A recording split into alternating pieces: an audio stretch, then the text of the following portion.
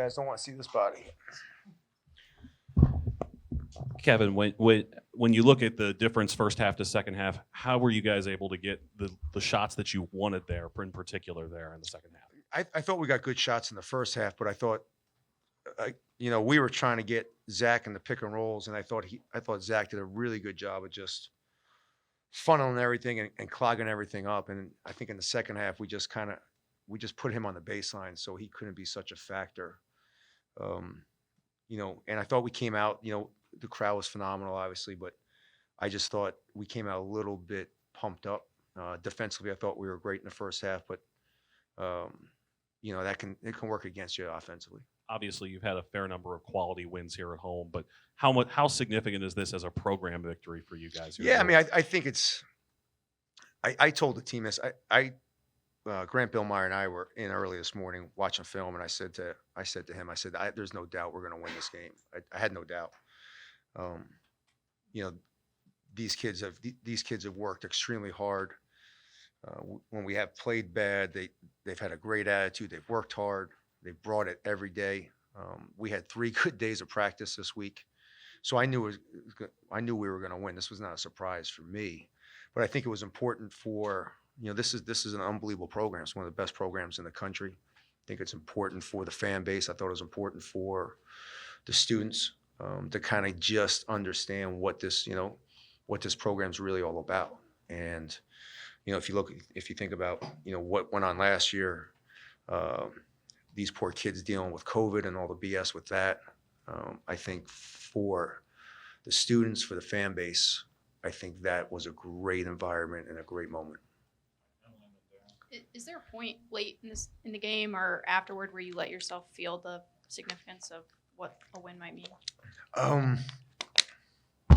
No, I mean, I don't. This is gonna sound terrible, but I've been in a lot of wins and a lot of losses. So, like I said, I was happy for the kids. This is all about that group of kids. This has nothing to do with Kevin Willard. This has nothing to do with the staff. This has nothing to do with anybody besides that group, and they earned it. And so, no, I mean, honestly, I was just trying to get out of there. I was trying to make sure Matt and those guys got out of there because obviously they had to deal with it at Northwestern. I'm just glad it kind of worked out that we were able to get them out of there in a safe manner. And early in the second half when you called the timeout and then soon after was the technical, what do you feel like swung the game there? Yeah, sometimes this group just needs a little bit of a reset.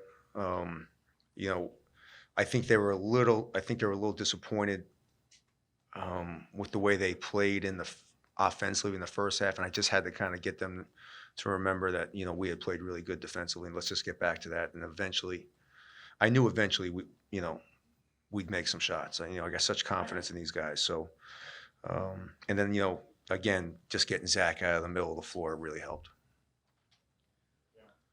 Coach, you talked about obviously how much you felt this win for your players, but can you describe the moment when that buzzer went off and you pulled off that upset and the fans stormed the court? Yeah. Again, I was trying to get out of there, man. Everyone was trying to rub my head, and I was just trying to get back to the locker room. To be honest with you, again, I really mean this. When I was an assistant in Louisville, we went to the Final Four. It was like the coolest damn thing in the world. I've won a Big East championship in Madison Square Garden. So it's about them. It's what college basketball is all about, especially this time of year. So for me, it was just making sure they didn't rub my head and to the point of I just wanted to get out of there, man, and get back and just get a water. What was the locker room like? Locker room was awesome.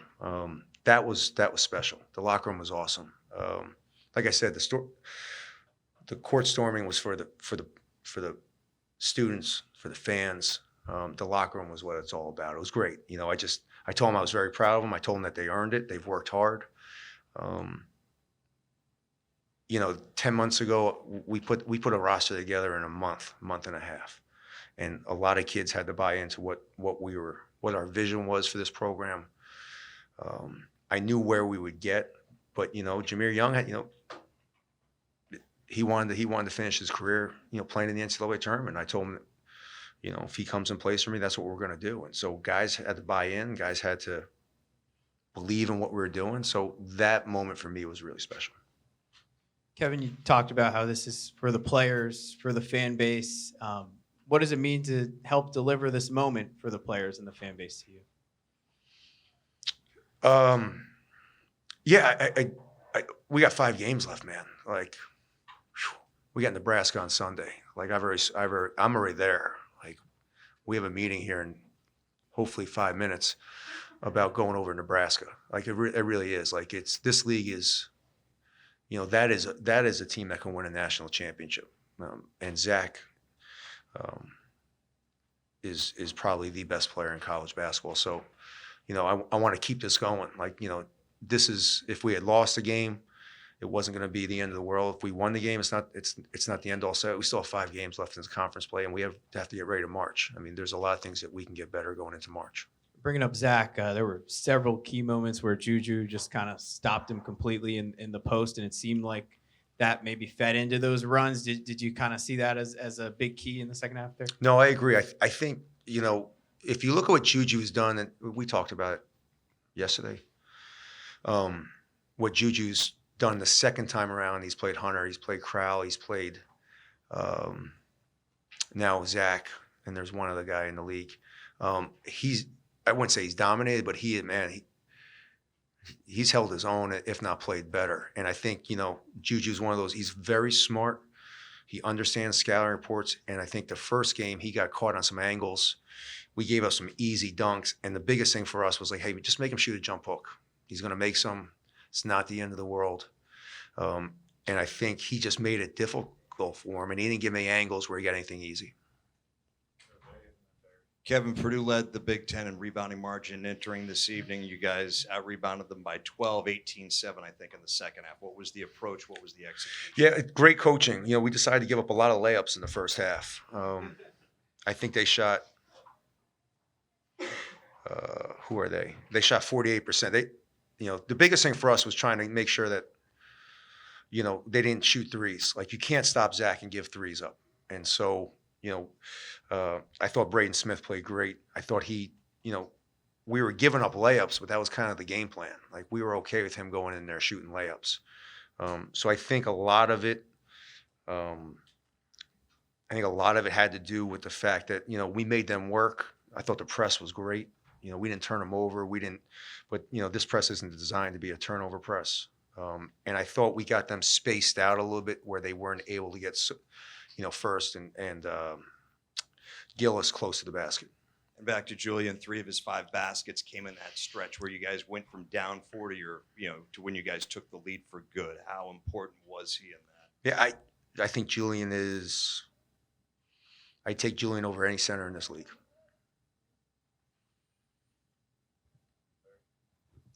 Kevin, real quick, why watching tape this morning were you so convinced you were going to beat the team that's only lost 3 times? We had 3 great days of practice.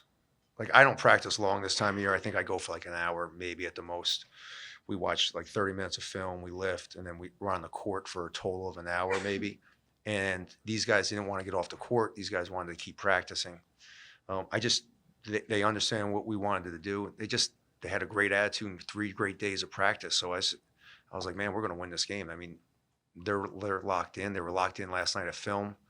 You know, we watched film night before games late at night, and they were all locked in. They knew every answer to the scouting report. You know, we tried to trick them and throw them, and they were locked in. So I just had a lot of confidence because of the way they worked. And you're like, whatever it is, 25 or 26 games into your career here. I mean, what point do you think you're at in terms of building a foundation that's sustainable? Oh, we're going to sustain this. Like, that. This isn't that we're there. I mean, we got the number 13 recruiting class in the country. You know, we've won some pretty big games. We've won on the road. We've won neutral site. I think the biggest thing, like that group has laid the foundation down. Every recruit that came watches us work, every recruit that watches us practice, every high school coach that comes watches us practice, they all love it. They all love what we're doing. You know, and it's one of those things that, you know, this is, Damon and I talk about it all the time. This is not just a 1-year thing. This is a long-term thing. And with a building like that, you know, now I can see why, you know, Gary's still all pissed that Cole Fieldhouse got, you know, turned into a really nice football. Coach, you mentioned yesterday about Purdue being arguably the most physical team in the country. How do you feel your guys competed in terms of physicality and intensity on both ends of the floor net? No, I thought, again, I thought our press was able to negate a lot of their physicality. To give up only 3 offensive rebounds, to that team, again, they shot a really good percentage, but I thought, again, these guys really locked in. They understood what we had to do. So I thought they were really good. Coach, you told us over here. Hey, Johnny, to your what's right, going on, Faye? to your right, over here. You told us yesterday you had a couple guys banged up and ill. We could see 5 minutes in, Dante was already hanging on his knees. What kind of message does that send the other guys on the squad? They all knew that he wasn't feeling particularly well, yet he put up 29 minutes. Yeah, I mean, Dante's one of the, Dante's the one guy in practice I got to sub out as more than anybody because of how hard he plays. But Dante's also been getting a lot of work. He's getting extra shots in. He's getting in the gym late. He's coming in. He was in this morning with us. He's one of those kids that you hate to play against. Like you hate playing against Dante Scott because maybe his numbers weren't great tonight and he was battling, but man, he plays hard. There's not a time he's not on the floor where he's not bringing it 100%. Hey, Kevin. 63% shooting in the second half after struggling in the first half is unanswerable question. Is there a way to bottle that or take something away that you can use to run through the rest of the season? Again, I think they were a little amped up. Great crowd, big game. Everybody was talking about it. I thought we came out and we just played super fast on offense. And I thought, sometimes it's hard when you're pressing and you're getting after it. Sometimes it's hard to transition to, I thought the first 4 minutes, I thought both teams were really pressing, playing really hard, but pressing. During your opening press conference to the media, you were talking about your tour around Maryland. You were talking about how special it was. When you see everything come together like it is today, the choice that you made to come to Maryland and everything coming together, did it kind of hit you that, it's all coming together the way you would want it to, in a way? Man, you guys get deep. These aren't questions from Jersey, is it, Johnny boy? No, I mean, I fell in love with this place in the summertime when all the former players came back and told me stories. I spent a lot of time with Coach Williams and, hearing what he did to build this place. I've talked to Mark a lot about how special this place is. So I think it hit me more or less this summer, especially with all the former players coming back. And, Grievous came in this afternoon. He's going to talk to the team tomorrow. So I think the history, the greatness of this program, we talk about it. I'm not that deep of a guy. I apologize. Okay. Oddly enough, my question kind of got stolen. It's okay. I'll answer it again. What? I'll answer it again. You can. Okay, it was just about the rebounding and how the second half. I mean, I guess Purdue was all missing their shots, and you guys seemed. I guess I don't know if basketball there's such thing as 50-50 balls, but you guys were seeming to get all those rebounds 50-50 balls. Yeah, I thought Pat came in and gave us a huge boost. I thought his energy. He grabbed 2 huge rebounds, one offensive that we scored, and one defensive. And I really thought Pat came in and gave us 15 monster minutes. And I thought his energy in the second half, he got on the loose ball. I thought that changed everything. You talk about it being difficult to shut down Purdue's shooting, and that was a focus coming into the game. Smith got going, but Boyer never really did. What about the job you guys did on him? Yeah, I mean, we were going to live with Braden Smith. He's a good player, man. That kid's tough as nails. But you just got to pick your poison. And the three balls are killer, especially when Zach gets so many easy ones. So, Lawyers, both those freshmen have played well. Does the Big Ten have an all freshman team? They do. Yeah, I mean, those 2 kids should be at the top of it because of how well they've played. but you got to kind of pick your poison. So I thought the easier, Braden has the ball in his hands all the time, so you're gonna give up some things to him, and that was kind of our game plan a little bit, just to make sure, again, you can't let Gillis, you can't let Lawyer, you can't let all these other guys get you, and so that's why we gave up so many layups in the first half. It was kind of by design. Thank you, everybody.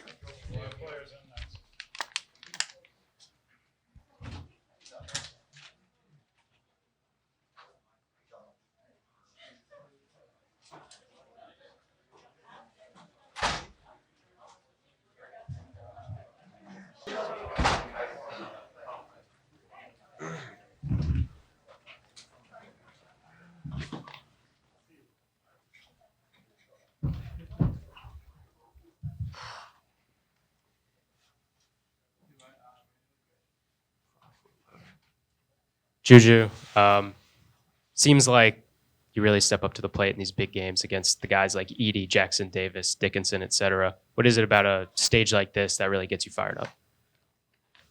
Just exposure, showing up for my team when they really need me against guys that's, again, so highly touted and so highly looked at as in the country. And I feel like if I do that, we can get the job done like we did today. Jameer, when you look at what happened there in the second half after the technical foul, how did that kind of spur you guys, you think, and how did you guys get the looks that you wanted there that maybe didn't exist earlier in the game? Yeah, it was definitely a momentum swing. Just trying to limit them to one shot, get out in transition. That's when we play our best ball. So the crowd was into it. They was bringing the energy, and we was taking good shots on our end. We was believing in each other, making the right play, and the shots were starting to fall. So. For both of you guys, what was it like trying to survive or evade or whatever during the court storming there? Man, it was kind of crazy. I was by the bench, so it was kind of easy, going under the rope. I saw people falling, so I just tried to get out of there. Yeah, I got caught in that actually. It was hot. Everybody was jumping. It was just. And somebody was on a backboard, I think.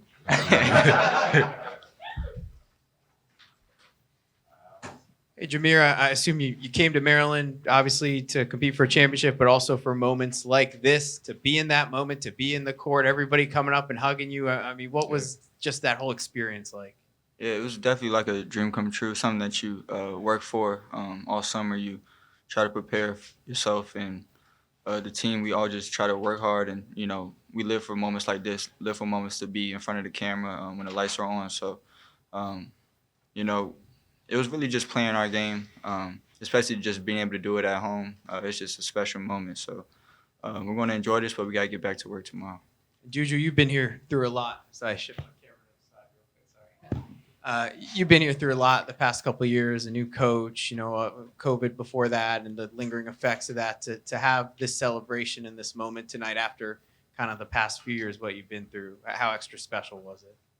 It was very special, like Coach said in the locker room just now, just imagine, just think where we were last year, at this time of year, bad record. I'm not sure what the exact record was, but now it's in 17-9, just be the top 5 team in the country, it's definitely a confidence booster, But again, we gotta just keep working, just celebrate our victories now, just put in the work tomorrow, like Jameer said.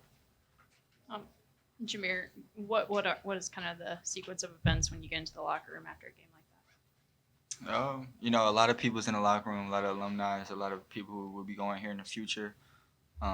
We got coached with some water. He was telling us not to throw water on them, but we didn't care. But no, it was a fun moment. Just being able to get a big win like that. Just trying to enjoy the moment and just reflecting on what we did well and what we have to work on. But it's one game, so we got to get back to work tomorrow. But right now, it was a fun moment in the locker room. If you remember at the beginning of the second half, Coach Willard called a timeout. Purdue was up 8. It seemed like they could have taken control there, and that was when you guys went on a big run. What was emphasized in that timeout, and what do you think shifted there? Yeah, he just told us to all take a deep breath, just to be solid on defense, and just to play how we play. We were very efficient in the second half, and I feel like once we limited them to one shot, and once we stopped letting them get easy ones, and letting them get downhill, we was able to get out in transition. That's what really sparked our offense. Jameer, after the game, coach said that he was certain that you guys were going to win this game today. Do you think that that confidence has been infectious on the team this season? Yeah, for sure. We can't ask for a coach that believes in us any more than he does. So just the work that we put in, he told us that we earned it. Just preparation, practices. We had a couple practices. We had a couple good practices. So we feel like we should have won when we played them at their house, but we was able to get them back tonight. And I feel like we matched it very well with them, and we took advantage of that. And during that 29-4 run, at what point do you really think that, oh, we're going to win this game during that whole moment? Really not until the last couple minutes, but they're such a good team. They made a run. They cut it to, I believe, 11. But we just had to make sure we got a good shot and just stay solid on defense, trying to limit their transition points, making sure we get back, making sure they didn't get any open threes, so the momentum wouldn't swing. And after we did that, I felt like that's when I realized we was going to win the game. Thanks, Jim.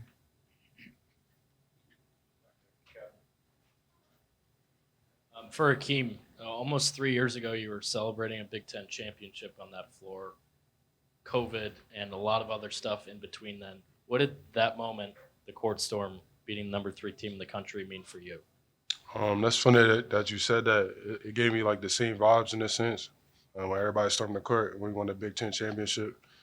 We just gotta keep it going. Just keep going with the crowd and stuff like that. So.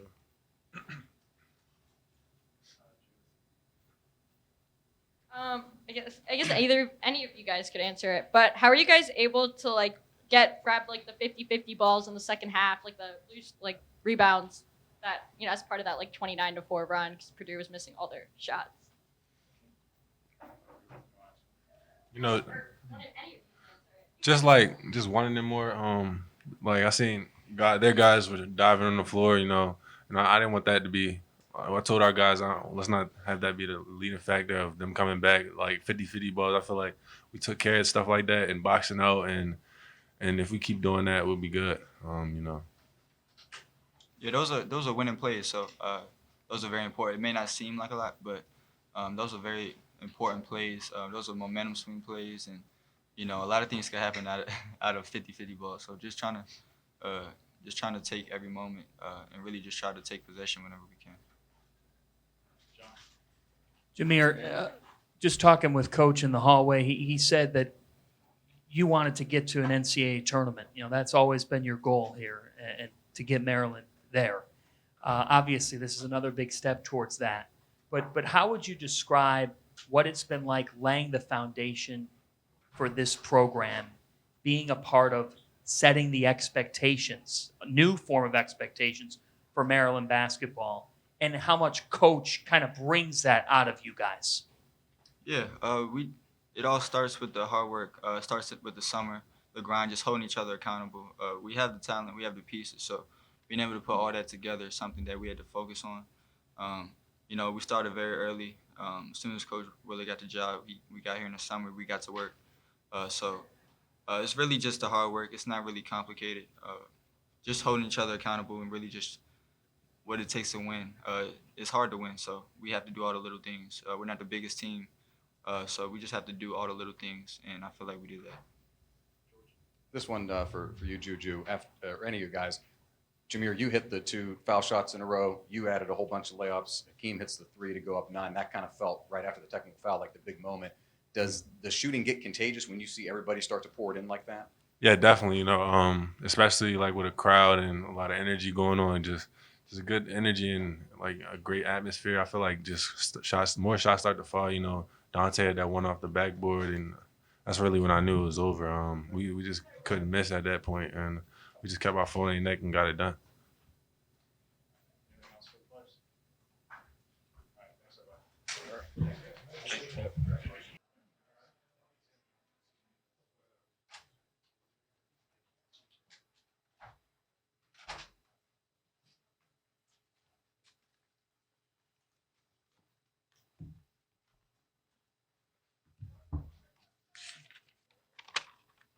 Coach Matt Payne, we'll just take questions. We have microphones.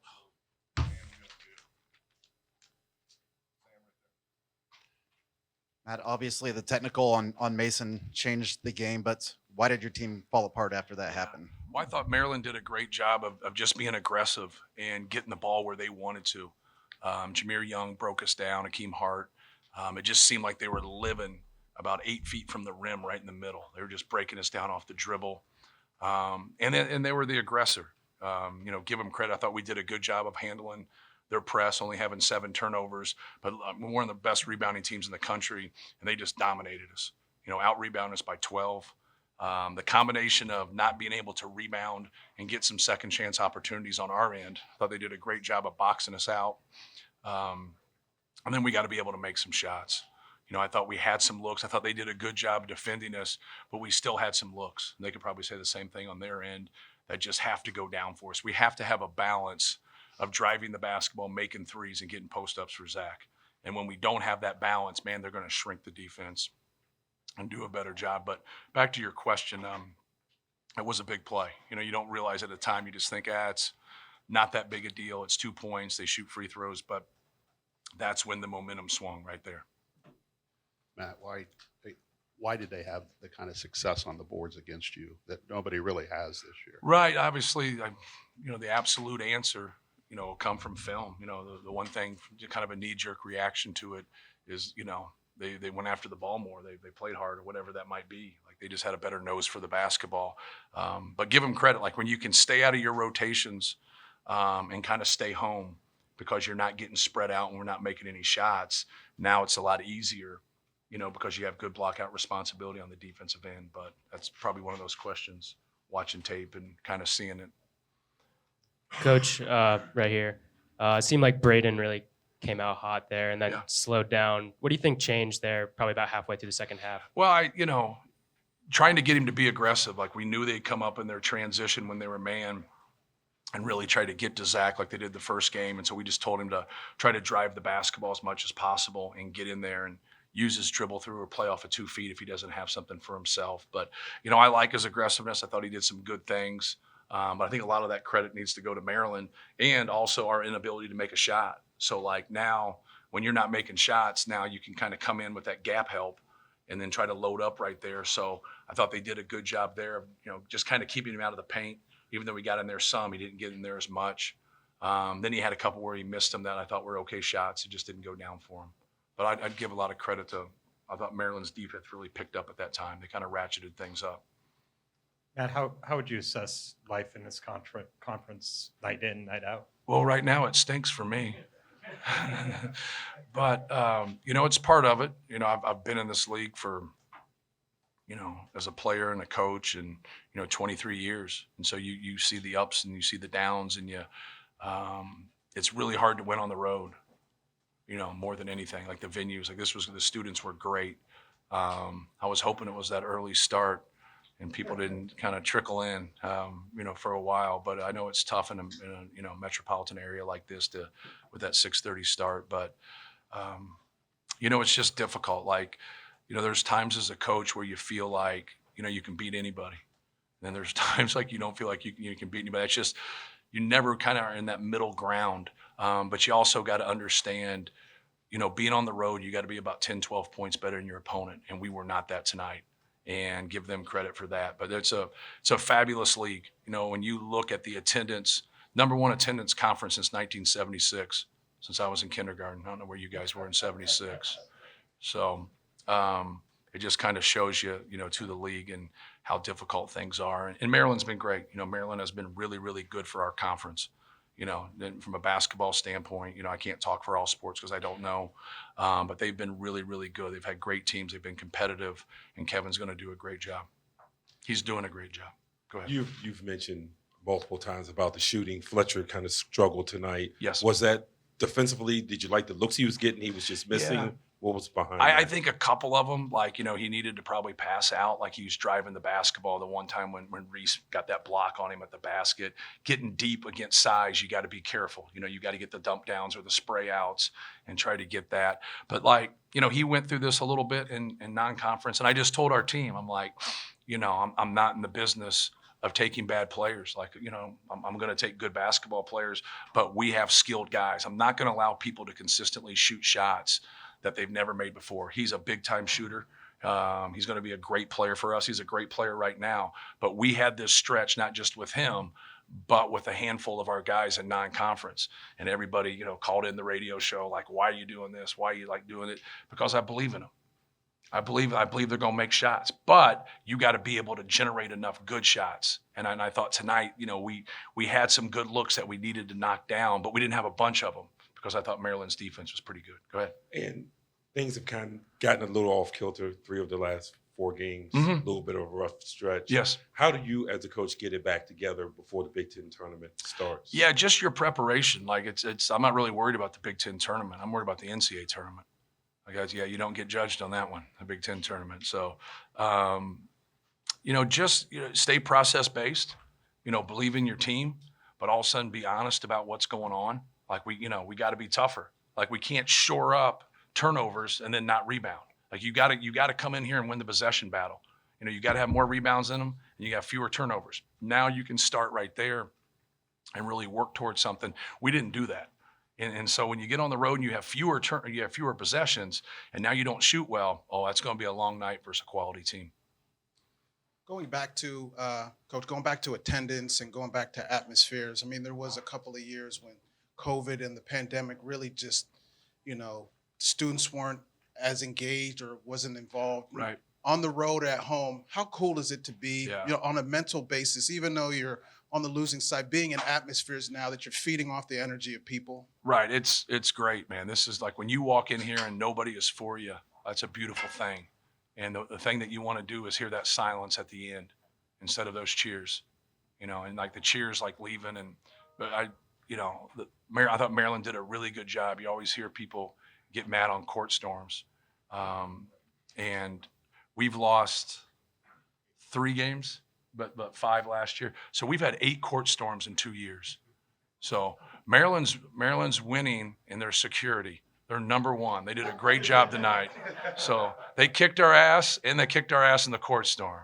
So, but no, I thought they did a really good job. And that's just, you know, just professional, like just trying to help us. And Kevin was great there at the end because the time worked perfectly where we could get that and get out of there. And a couple of our guys got pinballed at Northwestern, and that was a kind of a tough deal. But it's hard, like, right? Like you don't sit there, you can't practice that with your security and everybody. But I thought this atmosphere was great. I think all the atmospheres and environments, we got a chance to play Penn State in the Palestra. I mean, that was cool, man. I'd never been there. Like that was unbelievable. Like that was, and it was cool. We won. A lot cooler than this. But like, no, it's, you know, I've had a couple people come after me, like from a job standpoint. And I always just think, will it be better than that right there every single night? And I don't know I think that answer is no, it won't be. This is big time. Going to Northwestern and losing, going to Indiana and losing, going, hey, man, you know, you got to have some toughness. You got to have a backbone. You got to go. You got to be. But that's what you want it. You know, you want it to sharpen you. You want it to make you better. But no, I love this league. This league's great. Matt, you brought up the perimeter and an opposing defense's ability then to shrink the floor if those shots aren't falling. Right. When you have the best player in the country, correct, in college basketball, in Zach, there's obviously so much put on him. Right. How much do you kind of view the state of things of what's happening sort of around him for what you guys are doing going forward? Right. Yeah, you need that combination because now they're going to, you know, you're making their decision for them. Like we got to make their decision for them by making shots. And now they got to stay out with somebody. And now you have driving lanes. Now you have post-ups. And the guys aren't as close to come in and scrape and help. And so I think that is the key, is the combination. And that's what we've really tried to do with our evaluation and our process and recruiting, is get skill. And then we've been able to get good big guys, you know, through the years. And so now that's something that I really just talked to our team about, is like you got to believe in yourself also. And you got to believe in yourself when things aren't going your way, which is a really hard thing to do, but the good ones get it figured out. And I think we got a lot of good ones in our locker room, and I think we'll get it figured out. Thank you, guys. Thank you. Okay.